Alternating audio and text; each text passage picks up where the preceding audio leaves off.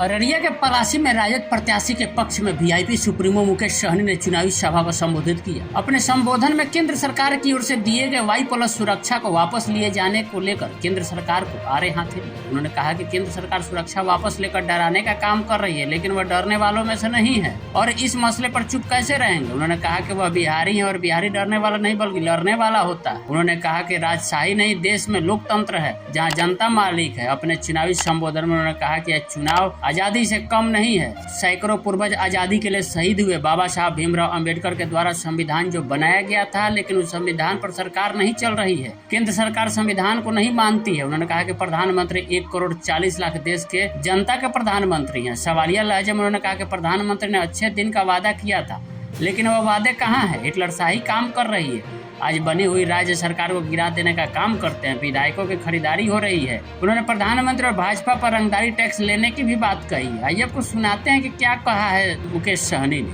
बहुत धन्यवाद। आज चुनावी सभा में उपस्थित हमारे बिहार के युवा नेता प्रतिपक्ष, लाखों नौकरी देने वाले ऐसे युवा नेता छोटे भाई तेजस्वी प्रसाद यादव जी, इस सभा में उपस्थित बड़े संख्या में, इतने धूप में हजारों की संख्या में युवा साथी, सम्मानित गार्जमय है। लेकिन ये चुनाव जो है आजादी से कम नहीं है। इस आजादी इसलिए क्योंकि आपके पूर्वज, हमारे पूर्वज ने ये देश को आजादी दिलाने के लिए हजारों लाखों की संख्या में शहीद हुए। उसके बाद देश आजाद हुआ। साथियों, ये देश आपका है, ये देश हमारा है, ये देश किसी का जागीर नहीं है। साथियों, ये देश आपका है। साथियों, आज बाबा साहब भीमराव अंबेडकर का संविधान को बदलने की बात हो रहा है। साथियों, आज संविधान के रास्ते पे आज का जो सरकार है वो नहीं चल रही है। साथियों, आज वो संविधान को नहीं मानते हैं। आज वो हिटलर के जैसे सरकार चला रहे हैं। वो अपने आप को मान रहे हैं कि हम खुदा हैं, हम भगवान हैं। लेकिन मोदी जी, आप भगवान नहीं हैं, आप खुदा नहीं है, ना हिटलर है। आपका जनता ने प्रधानमंत्री बनाया है।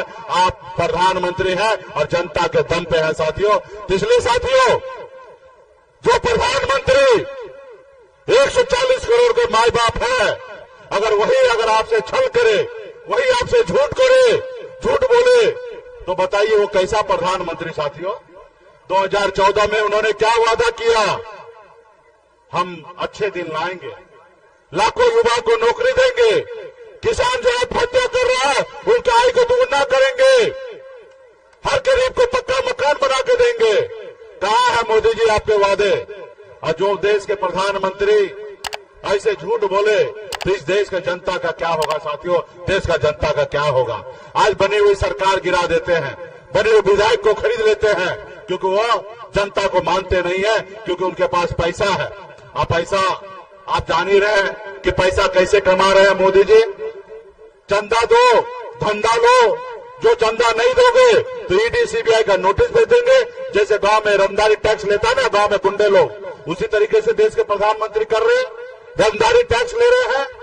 तो इसलिए साथियों, वो इससे पैसा लेते हैं, वही पैसे को विधायक खरीदते हैं।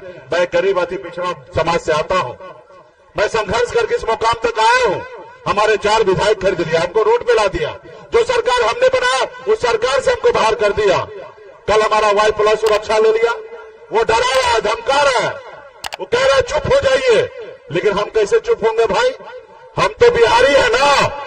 बिहारी कभी किसी से डरा है क्या? एक बिहारी 100 पे भारी होगा। साथियों, 100 पे भारी।